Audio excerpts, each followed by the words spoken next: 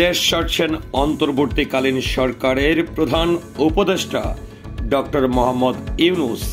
হঠাৎ করেই তিনি কোন দেশে কি কারণে যাচ্ছেন বা কি কারণে তিনি দেশ ত্যাগ করছেন, ভিউয়ার্স বিস্তারিত জানতে পুরো ভিডিওটির সঙ্গে থাকুন।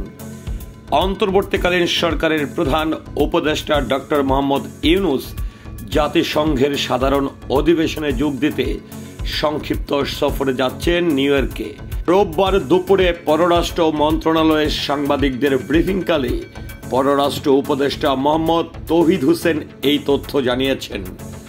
জাতিসংঘের সাধারণ অধিবেশনে প্রধান উপদেষ্টা যাচ্ছেন কিনা এমন প্রশ্নে তিনি বলেন, প্রধান উপদেষ্টা জাতিসংঘের সাধারণ অধিবেশনে যাচ্ছেন সেটার সিদ্ধান্ত হয়েছে। এখন আমি ওনার সঙ্গে কথা বলতে যাচ্ছি, তবে তিনি খুব সংক্ষিপ্ত সফর করে চলে আসবেন। ওয়াশিংটনে গেলে হয়তো আরও কিছুদিন কাজ করতে পারতেন, কিন্তু তিনি অল্প সময়ে তাড়াতাড়ি নিউ ইয়র্ক থেকে ফিরে আসবেন। প্রধান উপদেষ্টা নিউ ইয়র্ক সফর কবে যাচ্ছেন জানতে চাইলে তিনি বলেন, আর একটু সময় যাক, পরে সেটি বোঝা যাবে।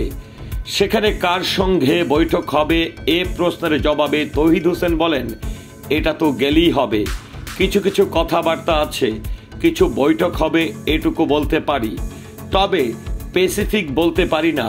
সব ক্ষেত্রে সব হেড অফ টেস্ট যান এমনটা তো নয়। নিউ ইয়র্কে যে ফরম্যাট সেভাবে হবে, ওয়াশিংটনে তো তিনি যাবেন না।